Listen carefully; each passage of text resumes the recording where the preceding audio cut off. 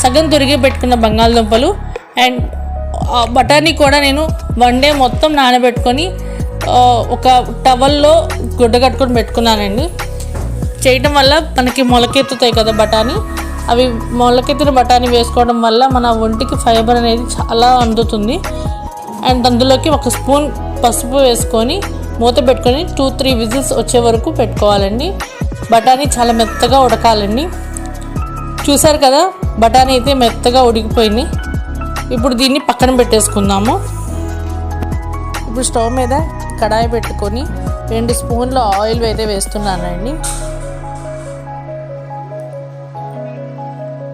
ఇప్పుడు ఆయిల్ కాగాక 2 దాల్చిన చెక్క ముక్కలు అండ్ 4 లవంగాలు అయితే వేస్తున్నాను.